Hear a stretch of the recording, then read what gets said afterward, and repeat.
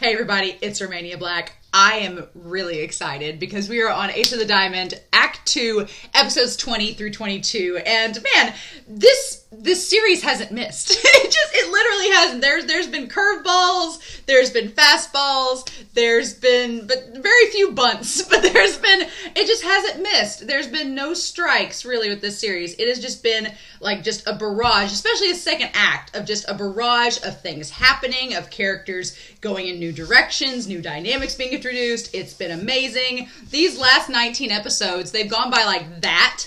And then we're here. We're on episode 20. We're nearly the halfway point already. I'm not ready. I don't know how to feel. But yeah, we've already been through like the National Spring Tournament or the Spring Tournament, the Jingu Tournament. We've been through that. We're gearing up to summer. There's only 3 months left. I'm not going to think about it. It's just, it's fine. It's fine. We'll just put it out there. We were talking in the Discord. We're like, no, it's okay. It's okay. It's just 3 months. It's fine. There's no problems at all. But I was like, I am ready to watch episodes 20 through 22. Episodes 13 through 16 just came out on YouTube today, and then episodes 17 through 19 are out. So I haven't gotten through everybody's comments yet. I'll get through the comments this weekend for those episodes, but I was like, I couldn't wait. I was like, I need to go ahead. I thought about waiting until this weekend to watch it. I'm watching this. It's on a Wednesday night or Thursday night, and I was like, I could wait, but I was like, I really want to watch it. So here we are. But yeah, so we're in the middle of the Intrasquad game. The first string is out. It's just the second string and the first years. So the first years versus the second string, second and third years, or the ones that aren't on the roster, and it's just them facing each other. So it's kind of cool because you don't have, Miyuki's not playing, Sawamura's not playing, Furuya's not playing, none of the main squad is playing. So it's getting a chance to interact with these characters that we don't normally see interacting with, and then seeing the first years in action. So Yohei's pretty cool. He gives me definite Sawamura vibes. I like the Sawamura vibes coming off of old Yohei. He's like got the sideburns and the golden hair. Someone on the Discord described him as like Sawamura's energy, but with Kurmochi's hair. And I was like, yes, I love it. And then we have our precious bean Asada, who I think, I've heard a lot of people give Nori comparisons. Definitely get Nori comparisons. I get like first year Tamba vibes from him, but I definitely get the Nori comparison. I see where a lot of you are getting that. But him, apparently, just a side note before we start this, I said in the last set of episodes, the crack ship of Asada and Okamura, I was informed that on AO3, there are no fan fictions of Okamura, of Koshu, and Asada. What? There's probably a fanfic out there of like Miyuki and his hat in a ship, but there's not one of Asada and Koshu? Not one? A big fat goose egg on AO3? You can find the weirdest ships in the world at AO3, and that's the one that doesn't have any fics? Excuse me? So, crack team writers, do Romania Black a solid and get some Okamura and Asada fan fictions up in this. I see a spark. I mean, it's a crack ship. If I was going to ship Okamura with anybody, it would probably be Sawamura, but there was just some chemistry last episode. I was like, oh, okay, I could see it, but none. I'm floored. That site has ships on everything you can imagine, but not my crack ship. So I'm proud to be the flagship creator of such a crack ship. I did that with Attack on Titan. I created a flag crack ship on there, and everybody was like, no, there's a But then in that show, and I won't spoil what it is, but I had a crack ship on that series. And then as the series progressed, I figured out why it was a crack ship. And I was like, oh, this is why nobody's shipping them together. Got it. But with this series, maybe there's a reason later on. I don't know. But in any case, I'm excited for these episodes. But yeah, get on them Asada, Koshu, crack ship fan fictions. I need it. Even if it's just cute little fluff, I need it. They're perfect. So I'm excited, y'all. I hope you all are too. I hope you enjoy this reaction. But let's dive in, shall we? We are going to start episode 20 of Ace of the Diamond, Act 2, here in 3, 2, 1, and let's go.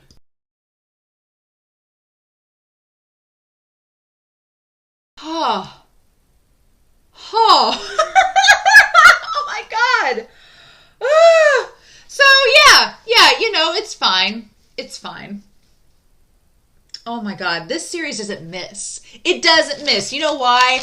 Because I went into this set of episodes being like, okay, we're going to do more fun stuff with the first years and the intra-squad game. It's just going to be some fun shenanigans. I really like when this series does away game things, like does things that are away games. I like that aspect of it. And so I thought, oh, it'll be fine. It'll be fine. They'll just do some fun little stuff before we get back into the summer tournament. But no, this series manages to cram in like all these emotional beats. The stuff with Miyuki is heartbreaking because it's just, the show isn't beating around the bush. They're like, last set of episodes, Miyuki's like, I've got 3 months left. And this set of episodes, he's like, I'm setting you up with these first year catchers because they're going to be the ones you're going to be pitching to after I'm gone. And it's like, it's so sad, right? Right? Because Ono's going to be gone, Nori and Miyuki are going to be gone. I mean, Ariba's still there, Akiba's still there, whatever his face is still there, Spiky Porcupine Hair's man's there, but he's not much, he's an okay catcher. Like, Sawamura respects him. Sawamura will not, he just says don't underestimate him, but Ariba, but he's not going to be first string catcher, I don't think. It's going to be Yui and Koshu. And so I like the idea of having like a rotating battery. We have a relay of pitchers. I like an idea of having a relay of batteries. I think that would be really cool for Sato, that you have Koshu and you have Yui, and they're able to work with all the pitchers in different ways. I think that's really cool. But man, just the emotional beats and setting things up. So Hakuryu is where Mima is. That's why Mima is the last one on this OP. All right. Okay, that's why Mima's in this OP, because he's going to be the one they face. Of course he is. Of course he is. But, oh my God. So, self-assertive. These assertive first years, they're gutsy, they're bold, and they're not that bad, It's funny because in the season 1, Sawamura and Furuya and Haruichi were showing that they're not so bad for the first years, right? There's some standouts. And then, of course, we got Tojo and Kanemaru coming in. But I love this. So I want to make a note that Asada and Akamatsu, Shinji Akamatsu, who's on Inishiro's team, and Asada are very tall for their age. They're like a lot taller than some of the other characters. And I definitely get the vibes that by the time they're third years, they'll be these really tall pitchers. It'll be really cool. Asada just, my heart, this angel, this precious cinnamon roll that must be protected at all costs. Like, the Asada protection squad is here. I freaking love Asada. He's such a bean. I love him. I also love that Koshu just walks in and establishes himself as the alpha male leader of the first years. He's like, I'm Wolf Boy. I'm here to command y'all. Let's do this. I love that Asada's like, oh my gosh, guys, we did it. And Koshu's like, let's kill them. Like, it's great. It's such a fun dynamic. He just instantly walks in to be the leader. I love it. I love Koshu just stepping in to do that. And Yohei wanting to be a battery with Koshu. I like that. So I like the establishment of Yui and Koshu as catchers, and that all the pitchers kind of want to play with them. I like that's really cool. And Koshu, we've established Koshu's really good at communicating with the pitchers. He's very calming. Like, even Furuya's like, I feel calm around him. Like, which we're going to talk about that with Ono. And it's interesting because back at the start of this, I was like, oh, I could see Furuya and Koshu as a battery because their personalities seem like they would gel. And I think they do. But, and Yui and Sawamura kind of clash a little bit, but we'll talk about that. But we've got lots to talk about in this, and I want to go through my notes. I wrote a lot of notes. I wrote like a page and a half of notes, like 3 columns, so I'm going to go through it all. But yeah, I love that Yui, whenever they see, Koshu as a catcher, Koshu gets a lot of attention in episode 20. So he gets attention from Yohei. Yohei wants to be a battery with him.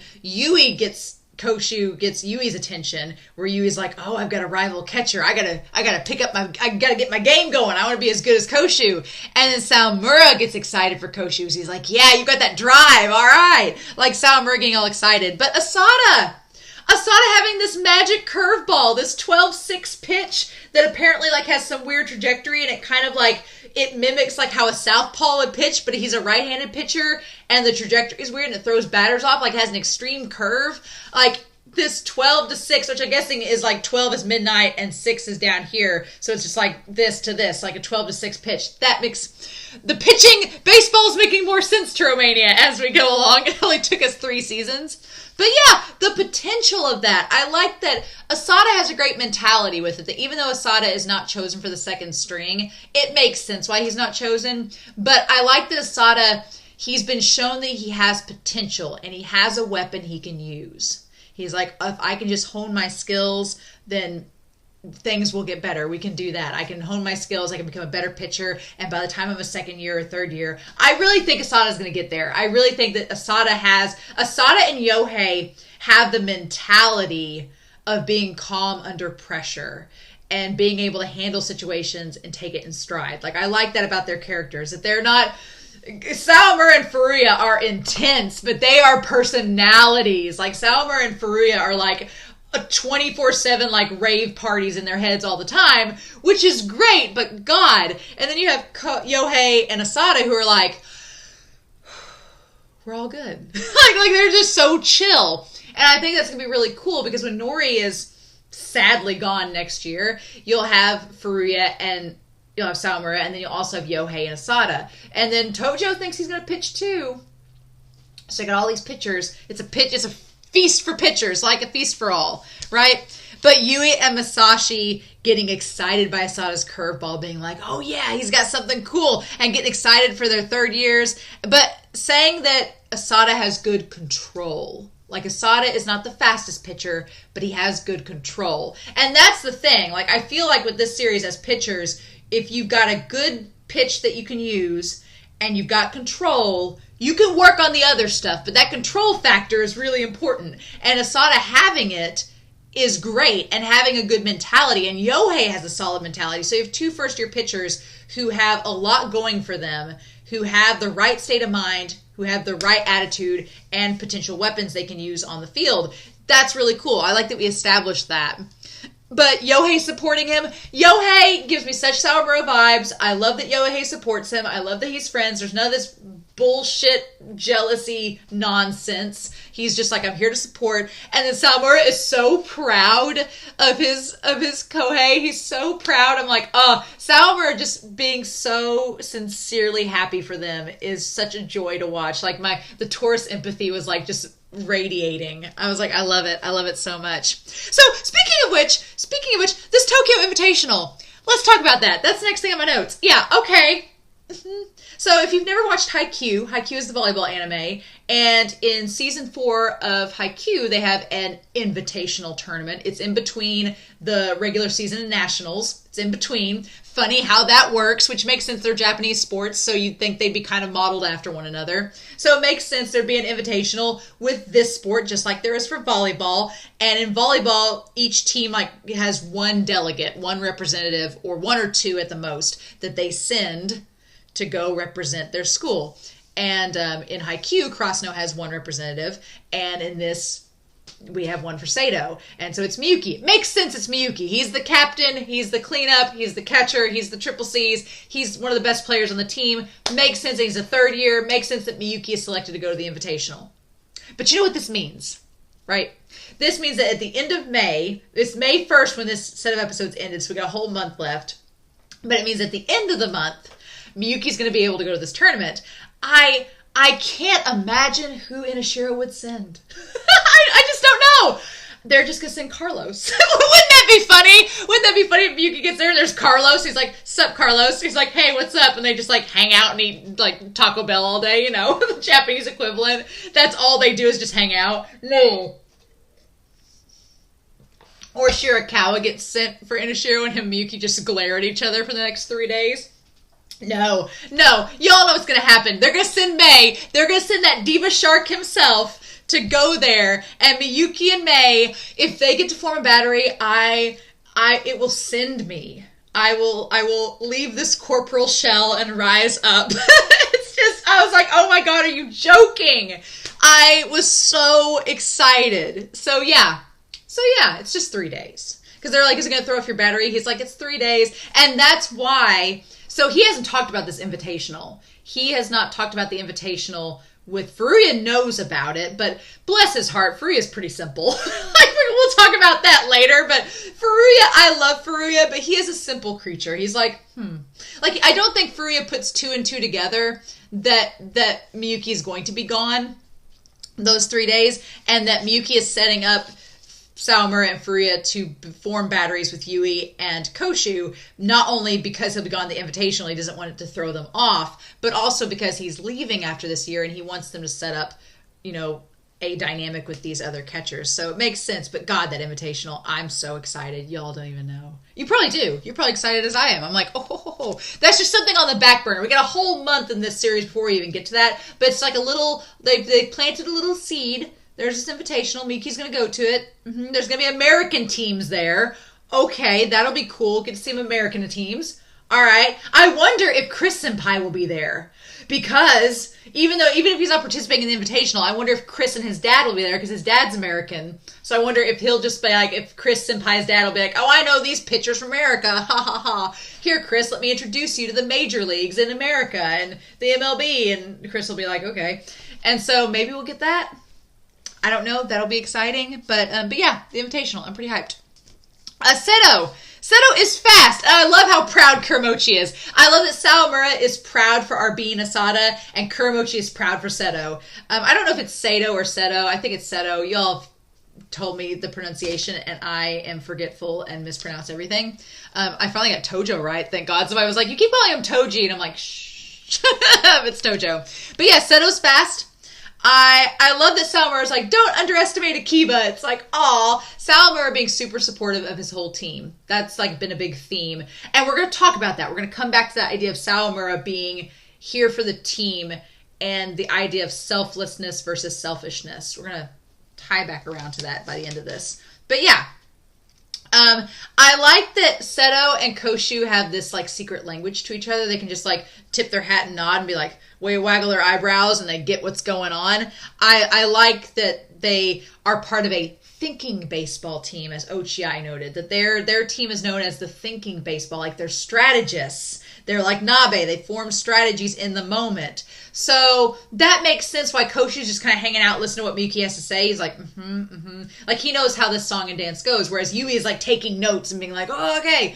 But Koshu, like, that's how he's used to playing, is that strategizing. So Sato got lucky getting some pretty damn good first years. Gonna say, I mean, Inashiro has Shinji, Akamatsu, and then, of course, Yakushi has Matobe, the one that reads the hentai and is super serious. But yeah, Sato got some good first years.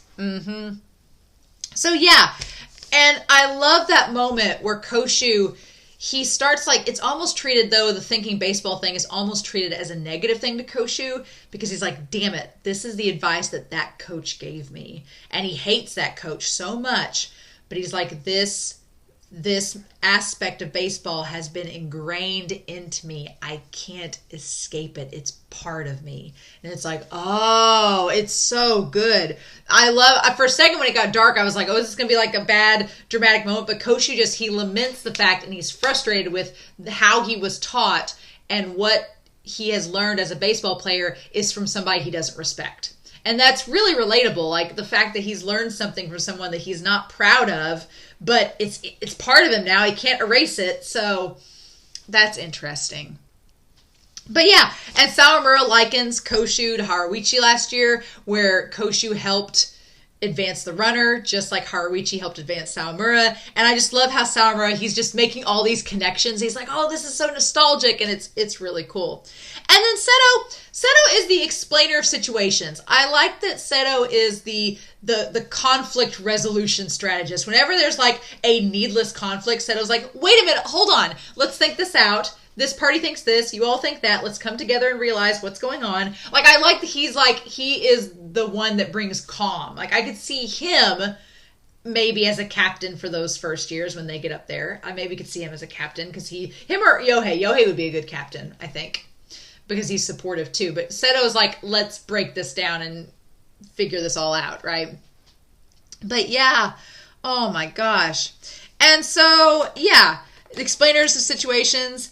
I kind of got ahead of myself a little bit, that Sawamura, Koda Koda is like Shirasu. So we meet Koda. He's like Shirasu. We get a little bit on him. Yui Masashi, that's the part I skipped. Yui Masashi wanting to play with the first years. Like, they get so fired up. Masashi is a little bit selfish. He's got a little bit of an ego because it's like in the middle of the game, and but he's not really, it's weird. He's whimsical. He's not showing off or being selfish, but he gets so worked up that all he can think to do is just go swing the bat until someone notices him. He has very little brother syndrome. Like, I'm just going to say, that's a little brother move. Like, for real. Like, I'm the eldest sibling, so I would be like, oh, you're just trying, you're getting attention this way. Yes, you are the eldest sibling for sure. You're the youngest sibling for sure.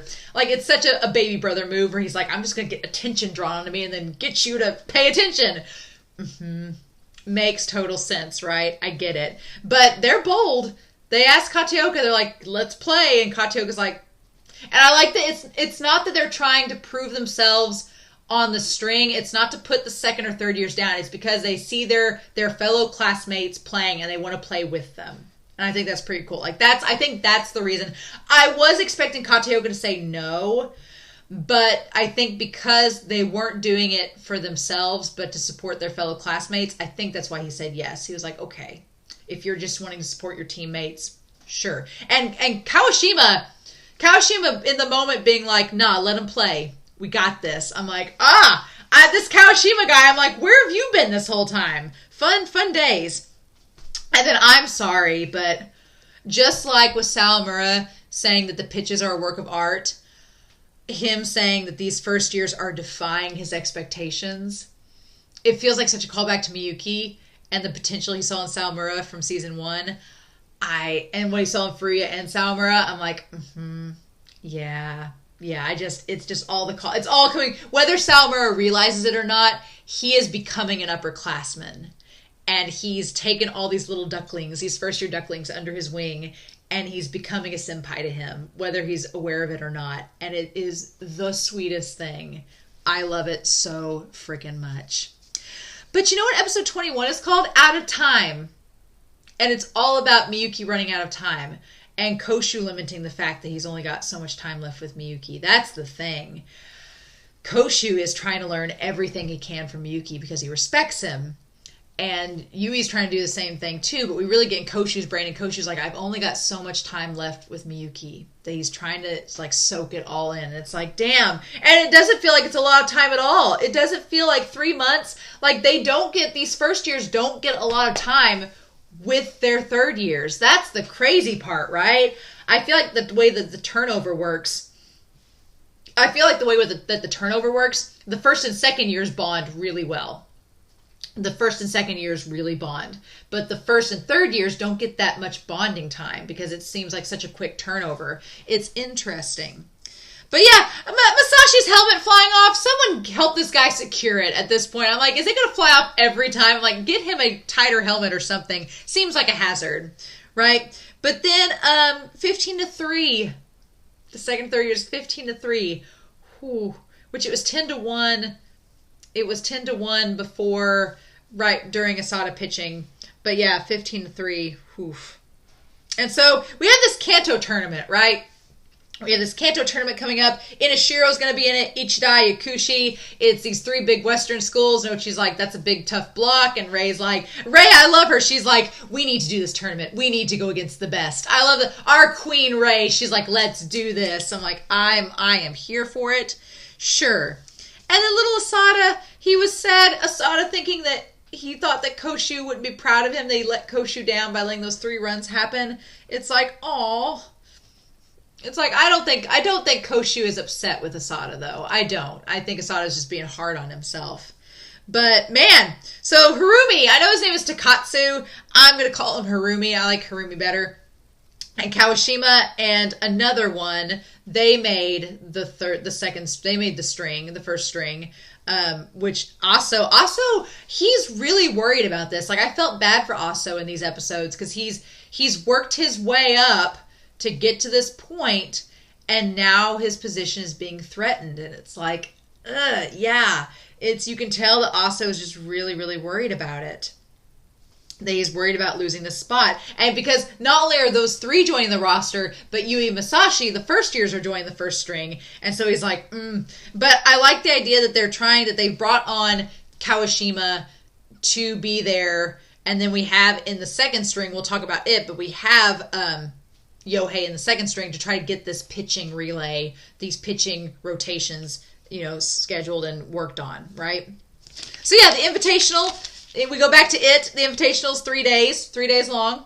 I think it was that way in Haikyuu with the volleyball one. And that there'll be Americans. And Miyuki says that this is like a one-time deal. It's only going to be in May, of course, for this one time. And then it's going to move to the fall after this. So funny that in this series we get it. And so I like that Miyuki and Kuramochi have this really cool conversation in the classroom about Miyuki wanting to create this balance with Furuya and Sawamura and get them to where they're the best that they can be before this tournament. And he worries about Furuya, which we'll talk about that later. He's worried about Furuya and getting on track, and he wants to practice the numbers with Sawamura. And Kuramochi's like, man, you're talking a lot, Kuramochi. Kuramochi's like, Miyuki, you're talking a lot. You normally don't talk this much. You're really enjoying yourself, aren't you? And Miyuki's like, no, I'm not. And Kuramochi's like, yeah, you are. Because it's true. Miyuki loves a challenge, and he loves playing with the best and being challenged by them. And Sawamura and Furuya have their own challenges, and Miyuki loves that. He's like, oh yeah, we can work with this. So he gets all excited about what's to come, and Kuramochi notices, he's like, no, you really like this. You're really enjoying yourself. And he's like, it's fine. But he is. Okay, so we cut to the other classroom, see what everybody else is up to. Furuya and Sawamura, let me say that, yeah, the last several episodes, the whole thing in episodes 13 through 16 and back in episodes 9 or 10 through 12 with the selfish thing, I was a little bit frustrated with Furuya's character. But you know what I love? I put like a big heart by it. The fact that throughout everything, even though Sawamura is frustrated with the system, he's frustrated with the double standard, he's frustrated with how things are, I feel like that even though both of them are competing to get that ace number, they're still friends, and they're sitting there talking to one another and acting friendly towards one another and being kind to one another. Like that I love. I love that despite everything, despite that they're both working towards this position as the ace, they're still friends. And I love they're sharing that manga, sharing that magazine. And the manager's like, shouldn't they be fighting? Aren't they rivals? They're being friendly. And I'm like, shh, let them be friends. Speaking of being friends, Hiromi, let Kanemaru be your friend. I felt so bad for Kanemaru in this. That he just, and to be fair, yes, the way that Kanemaru said that to Hiromi, it did sound unintentionally patronizing. Like it was like, hey, you made it. Welcome to the string. But I know Kanemaru didn't mean it like that. But I think Tojo is right in that, sometimes Kanemaru, you say things and you don't think it sounds this way, but it does. And Kanemaru's like, what are you talking about? I've been doing this whole time. What? I didn't mean to talk down to him. So I feel bad for Kanemaru because he just wants Hiromi to be his friend. And I hope Hirumi and him eventually do become friends. I hope that they, figure out that, yeah, we're on the same team. Let's be friends. I'm really pushing for that. And then we get to the first years where Masashi and Yui, I like the friendship Masashi and Yui have. It's very cute, the pitcher and batter dynamic. It reminds me a lot of Tamba and Yuki's friendship a lot, in a way. I like that a lot. But, or not really Jun and Yuki, but I think more Tamba and Yuki, I think is more like what their friendship reminds me of. But Masashi just being this hungry all the time enigma. And then everybody is looking at Koshu being like, he looks like he's half Japanese because he's blonde and has blue eyes. That's like the trope. The funny trope is that if you're blonde and blue eyes, you have to be half Japanese. You can't be full. And they're like, looks like a video game character. What's his favorite book? What does he like to eat? Like, he's so mysterious because he doesn't talk. He just has this radiating wave of white, pure energy coming off of him. It's great. But he's mad because he didn't make the first string, which I'm like, dude, you made the second string. You should be happy. Him and Kuki, or Yohei, and Seto and Kagumi, they made the second string. But Koshu wants to be first string. And the students are all like, what the heck? This guy is a mystery. And then that's when Koshu talks about he needs to learn from Miyuki before he retires. And that's when the sad part kicks in because you're like, ugh, yeah, He's only got 3 months left for Koshu to learn from him. And that just tells you the level that Koshu respects Miyuki, is that he respects him enough. He's like, I need to learn from him before he goes. It's like, my heart. So yeah, Kateoka talking about Kateoka being the teacher of the second years. I loved that scene where they're all just staring like Sawamura, and then we're staring at Kateoka like, oh my god, he's our teacher. He's our coach now, he's our teacher. And Kateoka, not missing a beat, is like the most suave, smooth language arts teacher. Y'all, I'm sorry, but I would be the most distracted high school girl. If I was in high school with Kateoka as a teacher, I'd be like, really? Okay. Like, how do they get anything done? Like, I just... Oh my god. It's great. But Sawamura, what have I got in here? He has with Nori, he shares the book with Nori, and it's about pictures. So the book is about pictures that him and Furuya were arguing over. But he again, Sawamura being super supportive in the practice game. This is like little things that slowly add up over the course of the episodes. But in episode 20, Sawamura is rooting both sides on. Like, he's super supportive of Asada. He's super supportive of the second and third years. He's like rooting everybody on, trying his best to motivate them, being our sunshine boy. In this episode, he not only, like, he banters with Furuya, but they share the book, but then he offers to share it with Nori, and he offers Koshu to come over and sit with him. Sawamura is, like, trying to, like, laser beam focus the power of the sun on Koshu, and it is taking everything Koshu is doing to just resist, right? But that inclusion and that team camaraderie that Sawamura is exhibiting, I'm like, that's the spirit of the ace that he's just putting out there in like constant flux. And we'll talk about it in episode 22, but he does that in all 3 episodes. He exudes this idea of inclusion and not wanting to split people off. And we'll talk about it in episode 22.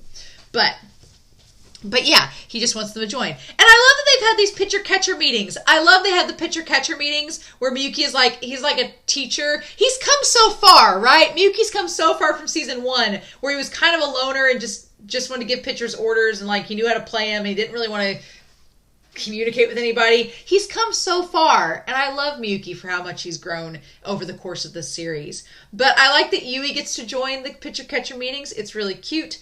Koshu, of course, because he's a lone wolf, he keeps his distance. And I love that Yui says, it's such a waste.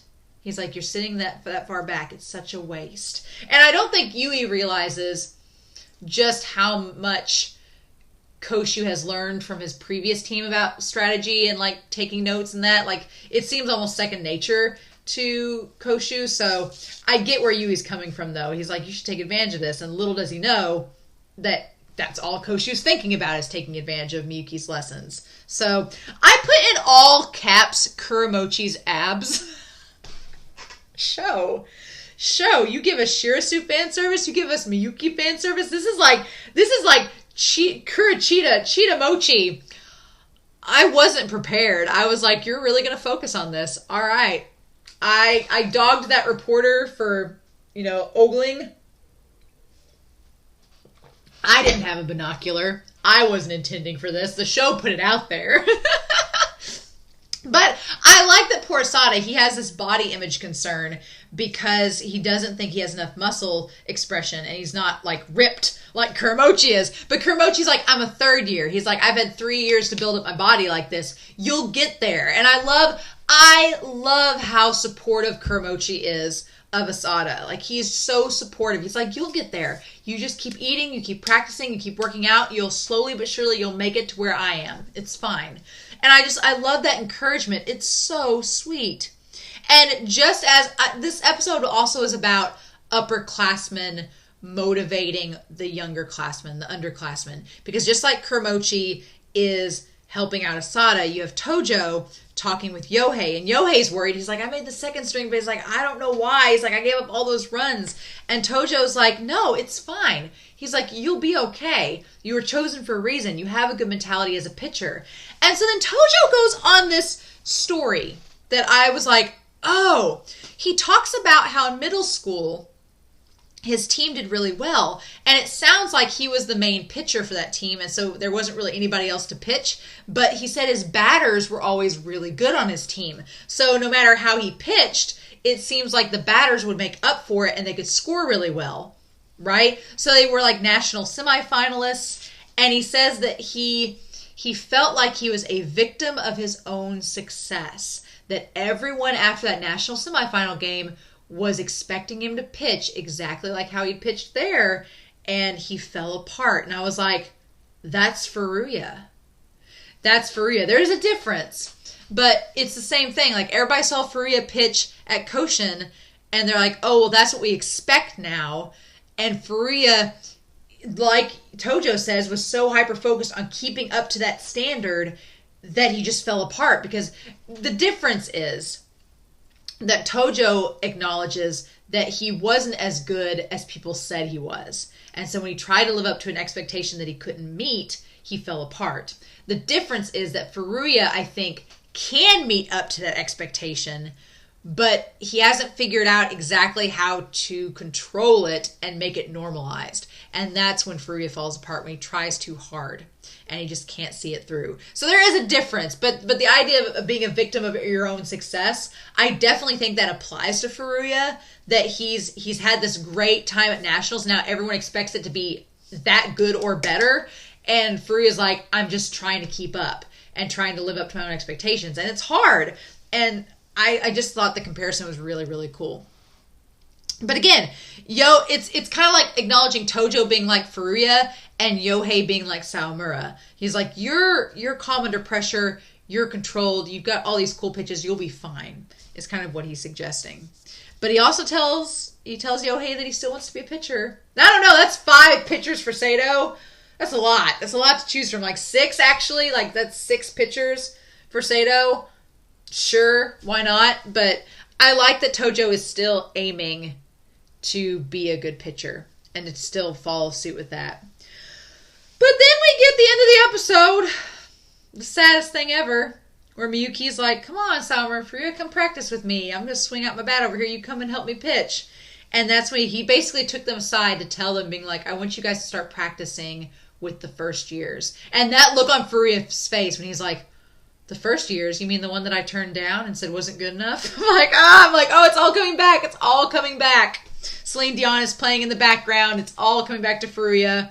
And I thought that he said, what'd you notice about the meeting? I thought that Furuya said main points and Sawamura said the nuance. I could have them switched. But I think Furuya said the main points and Sawamura said the nuance, which ties directly to their pitching styles. Furuya is to the point, blunt, and strong, and Sawamura has the nuance. He has the style and the flexibility. It's like their answer to that question is very much like their style of pitching, and I love it. But that montage of Miyuki and Sawamura being like, "But I want you," and there was nothing else that followed it. It was just, "I want you," and I'm like, oh. So like, as my ship is like sailing off in the distance. They didn't focus on Furuya on that. Not really. That was a Sawamura Miyuki moment. And I was like, what? There we go.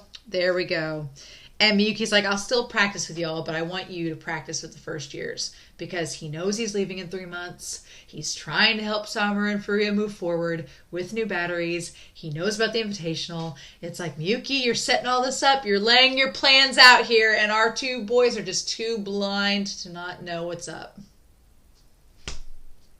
And the music with it, I was getting a little emotional there for like a hot second. I don't usually cry with anime. I don't usually get teary-eyed. It's done it to me twice in this series, but but I was getting a little misty-eyed there for a second. I was like, oh, don't you do this show. No. We ain't got time for that. No. No.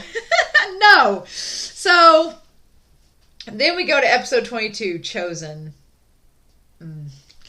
And so, I love the dynamic of this, that Sawamura asks Koshu to catch for him, and Koshu's like, no. And it's like, it's the polar opposite of Yui and Furuya, right? And Yui's look, when Yui looks over at Koshu like, he asked you to catch, I've been asking Furuya for months, he won't do it, you just turn him down? Like, no! Because he wants to catch for Furuya, and then Koshu has this chance with Sawamura, and it just completely doesn't work. So then Sawamura goes to Yui and says, okay, grab my highlighter.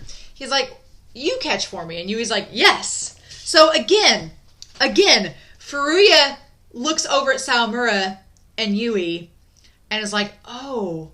And it's such a crazy thing, just showing that Sawamura was instantly on board with like, okay, Koshu said no. All right, Yui, what about you? Like he just knows first year, let's catch. Like, you know, I'm sure Miyuki had in his mind, because Miyuki even says later, he's like, this is not the battery I was thinking of. Miyuki wants Koshu to work with Sawamura, and he wants Yui to work with Furuya, because he thinks that those will be the better batteries.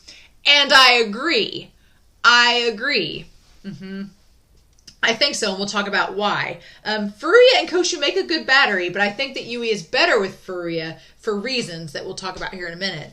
But I like that Furuya, again, the gears are turning in his head very slowly. You can almost see the gears turning where he's like, oh, I need to ask a first year. Yeah, Koshu, you want to catch for me? And it's like, and then Koshu says yes. And of course, Miyuki is excited about this. He's having the time of his life. He's like, I can't wait for them to tell me what they've learned. It's like, you are a troll, Miyuki, an absolute troll. But the funny thing is that Koshu's like, no, I can't catch for you, Sawamura. I'm not in the first string yet. But he'll catch first for Furuya. So to me, that makes it to where Koshu doesn't quite... Sawamura, he has so much respect for Sawamura, Koshu does. He won't vocalize it because he's a damn wolf boy, but he has so much respect for Sawamura, he won't catch for him unless he's good enough. He doesn't think he's good enough for Sawamura. He instantly says yes to Furuya, but he doesn't think he's good enough for Sawamura. Like, that's how high of a pedestal Sawamura is with Koshu, and it's like, oh my God. But he also establishes that he wants to catch for Furuya to learn about his pitches, things like that. He wants to be experienced with them. Makes sense. So yeah, Hakuryu has Mima. The guy that I've been saying ever the last like 6 episodes, I'm like, why do we have him in the OP but he's not played yet? Yeah, in 3 days we're going to play him. Awesome. Great. Wonderful. Can't wait. But we'll get to that. We're going to face Mima. He seems like he's terrifying the way that everybody's talked him up. So yeah, Furuya wants to make a, what is it? I've got my notes here. He wants to make a catcher, he wants to make a catcher prove their worth. So Furuya wants to make a catcher prove their worth. Okay. I've got that as my notes. And Koshu makes him comfortable. All right. So yeah, Furuya, Koshu wants to get better as a catcher. He wants to prove his worth. And then I like that he establishes that Koshu, he feels comfortable around him. I think Koshu and Furuya are a good battery, but my thing is, and the reason why I think Miyuki wanted Yui to be with Furuya is because Yui is a lot like Miyuki. Not in terms of personality, no. Miyuki is neither like Koshu nor Yui in terms of personality, but I feel like Yui is more like Miyuki in terms of how they strategize and how they think and their thinking patterns and the way that they organize their thoughts. I think they're more similar than Koshu and Miyuki. So it would make sense if Furuya likes to pitch to someone like Miyuki, then get him pitching with Yui, who's similar to Miyuki, so that by the time that Yui is a second year, he'll be more like Miyuki in terms of like his strategy and how he thinks things out, and Furuya will feel more comfortable pitching to him. Now, Furuya still pitches great with Koshu, which is good, but Koshu is a really good communicator. And so I think Koshu would be apt to be with either Sawamura or Furuya, but he wants to catch for Sawamura, so makes sense. But the pairings that Miyuki wanted make sense, even though they're not working out at the moment. So yeah, Sawamura and Yui, that he bats. Sawamura and Yui, that when Miyuki is at bat, Sawamura, I was looking at my notes here, he knows. Oh my God, Sawamura knows Miyuki, but Miyuki takes advantage of it. He's like, I know what you're going to pitch to me. And that moment where they look at each other and Sawamura smiles like, oh, you got me. And he's like, I got you. I was like, why do you make this ship so amazing in these episodes, Terajima? Why? oh my God. That I put in big letters, that look between Sawamura and Miyuki with a big heart. I was like, yes, this just, there's going to be so many screenshots from this episode. And then Yui, I put down Yui might be too smart for Sawamura. Miyuki knows when to bring things down to Sawamura's level. Sawamura is not dumb. Sawamura is actually very intuitive and is very smart, but he's not quite on the same strategy level as Miyuki, and I don't think he's on the same strategy level as Yui. So I like that Yui is like, well, wait, but they'll know us just like we know them, and Sawamura's like, you're too smart, Yui. It's like, oh my god. And so we cut to May 1st, and we establish they're running different plays, different batteries. We have Ono and Nori, and I love that Yui calls them, oh, this is the battery of a third year. I'm like, yeah, because Ono and Nori are like totally in sync. Like they are together. They make a great battery. They know each other. They communicate with each other well. They know how each other are going to pitch. It's great. And I love that Yui's picking up on like that's the chemistry you can have in a battery by the time you're third years. You've practiced and worked together so much. I love that little moment with Yui. It's great. The Furuya and Ono battery, though, isn't as good because he's not practiced with Ono as much, and he's not like Koshu. He doesn't feel as comfortable. So at the very end, when he's like, when Koshu's like, you're pitching better in the bullpen than you are on the mound, I think it's a double. It has two reasons why. One, because he's pitching with Koshu and he's more comfortable with him than he is with Ono on the mound.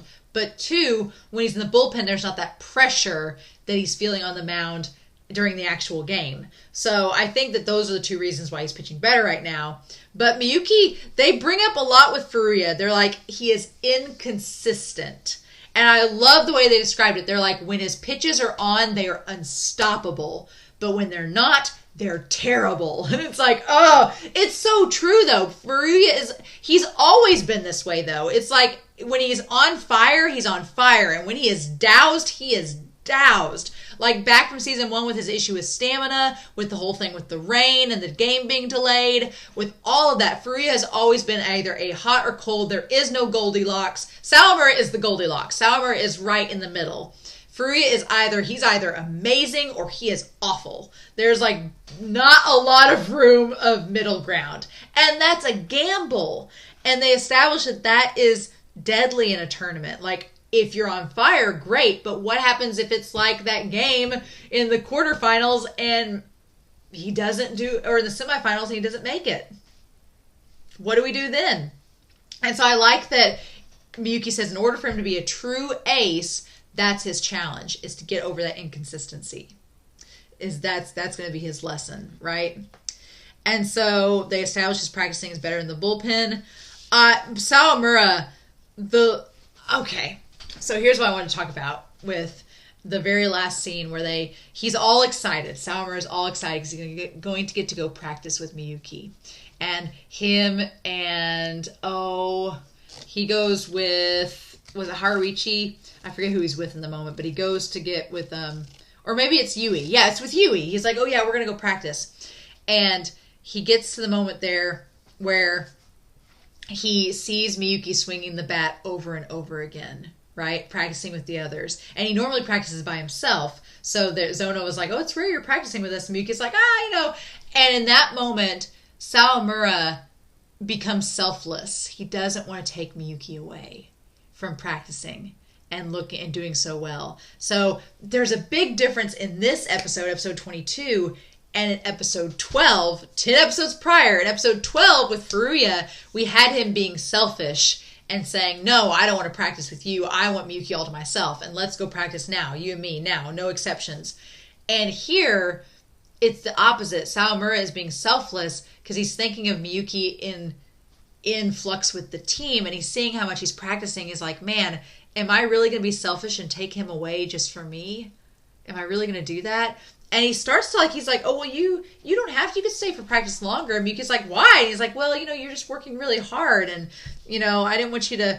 And Miyuki's like, no, we need to practice the numbers. It's fine, Sawamura. It's cool. But I just love that selfless moment because it's such a contrast to Furuya. And again, tying to this whole spirit of the ace, I feel like that's a big part of it too, is realizing when you need stuff for yourself and when you need stuff for the team. And Sawamura just being like, oh, I don't know if I need this for myself right now. Maybe he needs it for the team more. And of course, Miyuki's like, no, it's good. Let's go do this. So They go practice the numbers in the game. I love that moment. It's so good. It's so telling of Sawamura's character. It's like, it's so great. So yeah, Katioka ends up coming to watch. That was, oh my god. But yeah, numbers 1 through 6, the numbers are consistent. And then from 7 to 11, they're not as consistent because he's just memorized those so far. And Miyuki wants to get the improved cutter, number 7, being able to be used for the game. And I like that. And so Sawamura earns himself. He's not going to play the first game. The game that's in 2 days, he's not going to play at all. I'm like, okay, make him sit out that game. But then the one against Hakuryu, the strongest team in the tournament, they're going to start Sawamura. I'm like, okay. All right, Sawamura, see what you got. Okay. And I feel like they're going to have Furuya and Nori pitch the first game. Maybe Kawashima, I don't know. Pitch the first game to test and see how things go, and then start with Sawamura. And again, we're trying to rank numbers. Who's going to be the ace? Who's going to be the ace? I don't know. I want it to be Sawamura so bad. I want it to be him so bad, but it's going to depend on this tournament and how he does against Hakuryu. And Mima. I'm so excited. Y'all have hyped up Mima, so I'm ready. I'm ready so much, but oh my god, these episodes. I would go back and watch the end of episode 21 if it didn't make me incredibly sad, but it's just it's so shippy and good. But yeah, this is a great set of episodes. I thought it was going to be super low key. I was like, I'm not going to have a lot of notes to write on this one. It's going to be pretty low key. It'll be fine. And then no, Ace of the Diamonds like, haha, gotcha! It's like, But I'm so excited to hear your thoughts down below. These episodes were great. We're getting ready for Golden Week. We're getting ready. It's funny, we're timing this out about the same time as in real life watching this series, so how bizarre is that? But I'm so curious to know your thoughts down below. These episodes were wonderful. So in the meantime, I hope you all have a wonderful week. Please stay safe, take care, and yes, I will be back next week with episodes 23, 24, and 25 of Ace of the Diamond.